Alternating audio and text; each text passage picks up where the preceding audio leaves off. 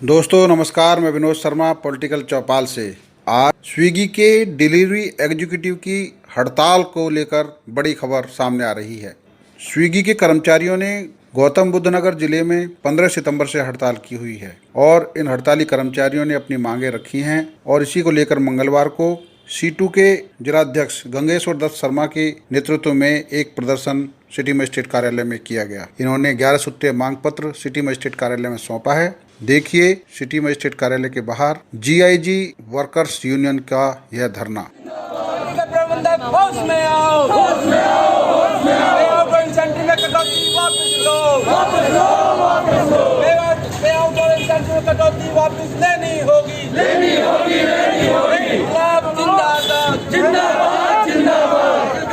Union जिंदाबाद को लेकर के पे आउट और इंसेंटिव में कटौती के खिलाफ 15 सितंबर से नोएडा में हड़ताल पर है। इसी तरह देश के दूसरे राज्यों और जिलों में भी हड़ताल चल रही है। आज नोएडा के तमाम गिग वर्कर्स ने श्रम कार्यालय सेक्टर 3 पर प्रदर्शन किया है। केंद्र और प्रदेश सरकार को संबोधित ज्ञापन असिस्टेंट लेबर कमिश्नर को सौंपा है।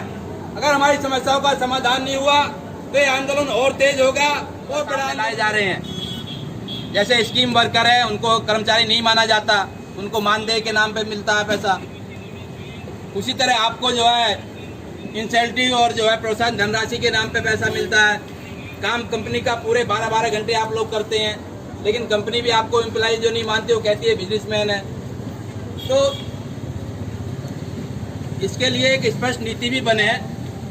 हमारी सरकार से ये भी मांग है साहब से कि एक प्रस्ताव ये जाना चाहिए कि एक बड़ा क्षेत्र है ये गिग वर्कर्स का, जिसमें ओला है, उबर है, स्विगी है, इस तरह की बहुत सारी कंपनियां हैं जिनमें बड़े पैमाने पर मजदूर काम करते हैं।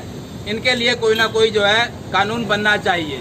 ये भी हमारा एक मांग है, प्रस्ताव है कि साहब के माध्यम से शासन को एक प्रस्ताव जाना चाहिए कि इस पर कोई जो नीति और नियम बने जिससे कि इनका जो उत्पीड़न और शोषण जो ना हो सके। तो ये भी हमारी मांग है।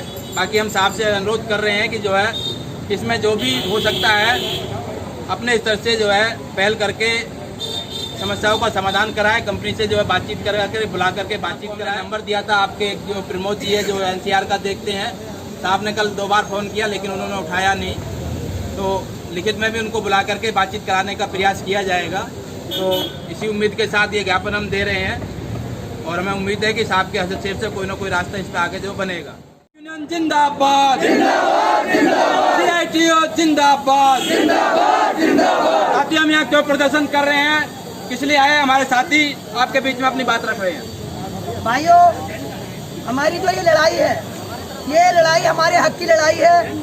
हम किसी को भी कोई भी हम गैर कानूनी काम नहीं कर रहे हैं। किसी को भी कोई हमारी वजह से कोई कष्ट पहुंचे, हम ऐसा कोई कदम नहीं उठा रहे हैं। हमारा जो स्विगी ने हमारा जो शोषण कर रही है, स्विगी हमें जो हमारे पे आउट में कटौती कर रही है, हमारे रेंट मोड पे कटौती कर रही है, हमारे मंथली इंसेंटिव, वीकली इंसेंटिव, मतलब हर चीज पे कटौती कर रही है। उसके खिलाफ ये प्रदर्शन है और हम सभी भाई उसके खिलाफ स्ट्राइक कर रहे हैं। पहले हमारा 35 रुपए पर ऑर्डर था स्विगी में, अभी हमें स्विगी 15 रुपए ऑर्डर दे रही है। स्विगी ने हमें वादा किया था कि सभी राइडर भाई हमारा साथ दें, हमारी कंपनी डूबने वाली है, अगर ऐसा ही रहा तो हमारी कंपनी आने वाले 1 या 1.5 महीने में बंद हो जाएगी।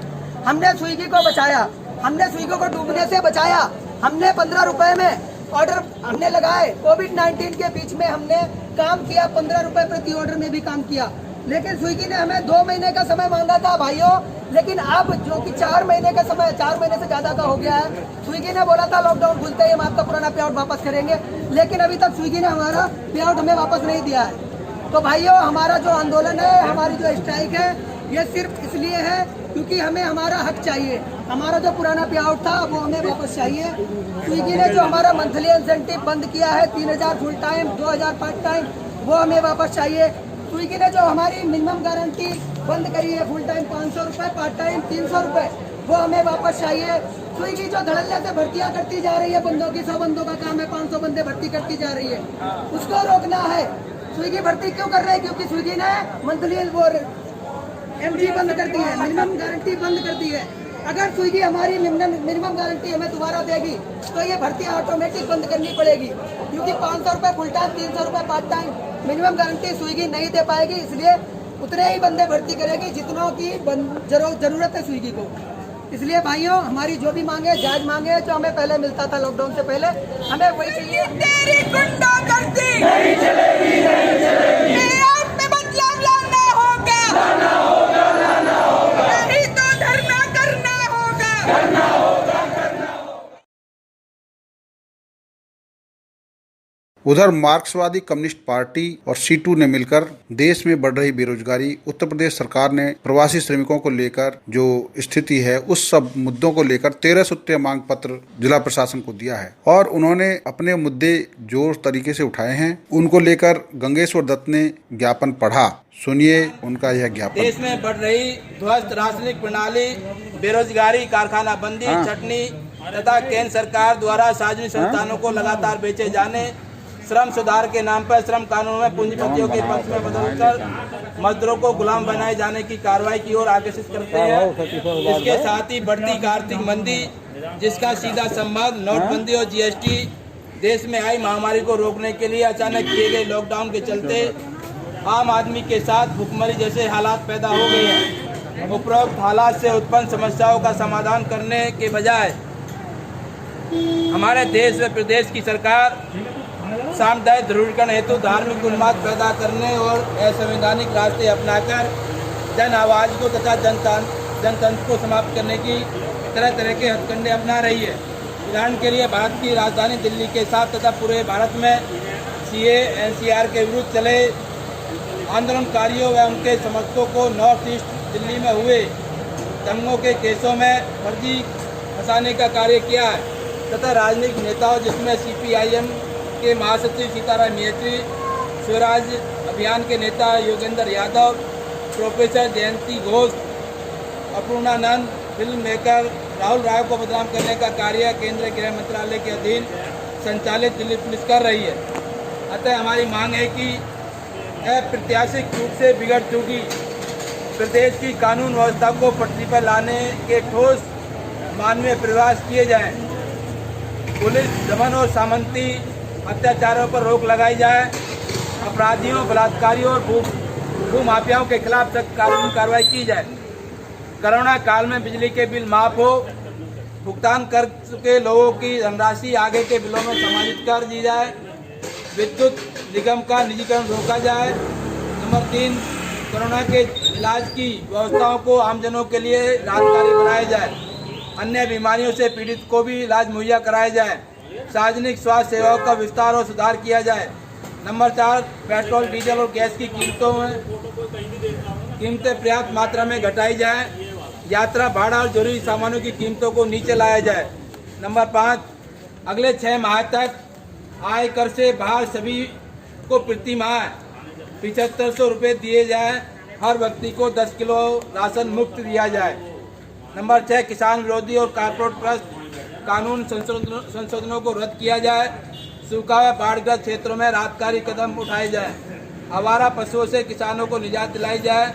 उत्तर प्रदेश के नौजवानों और मजदूरों को प्रदेश में ही रोजगार दिया जाए। उद्योग बंदी से बेरोजगार हो रहे श्रमिकों के पलायन पर लौटे लोगों, अन्य बेरोजगारों को रोजगार मिलने तक रुपये 10,000 प्रति माह बेरोजगारी भत्ता दिया जाए।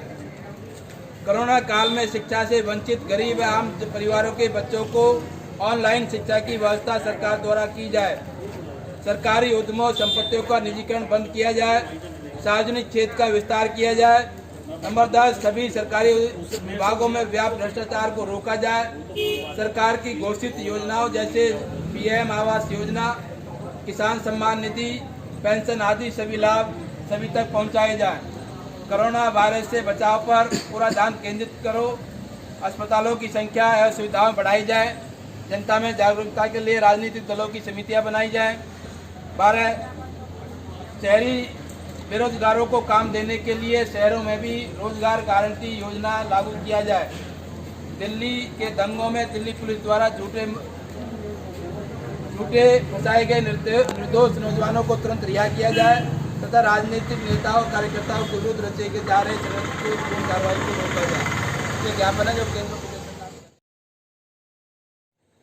कोरोना महामारी के दौर में जिस तरह जनता की तकलीफें बढ़ी है, परेशानियां बढ़ी है, उन तमाम परेशानियों को लेकर के मार्क्सवादी कम्युनिस्ट पार्टी आज सड़कों पर है, पूरे देश के अंदर धरने और प्रदर्शन किए जा रहे हैं। नोएडा के अंदर भी नगर मजिस्ट्रेट कार्यालय पर हम धरना प्रदर्शन के माध्यम से केंद्र और प्रदेश सरकार को ज्ञापन देंगे। कोरोना महामारी के दौर में जो सरकार की प्राथमिकताएं होनी चाहिए थी, सरकार उन पर काम नहीं कर रही है। सबको सही तरीके से राशन मिले, ये सरकार की प्राथमिकता होनी चाहिए थी। सबके इलाज की व्यवस्था हो, ये सरकार की प्राथमिकता होनी चाहिए थी। सबको रोजगार बना रहे, ये सरकार की प्राथमिकताएं होनी चाहिए थी। लेकिन सरकार अपनी प्राथमिकताओं को पूरा नहीं कर रही है। कोरोना महामारी को रोकने के जो व्यवस्थाएं होनी चाहिए, सरकार वो व्यवस्था नहीं कर रही है।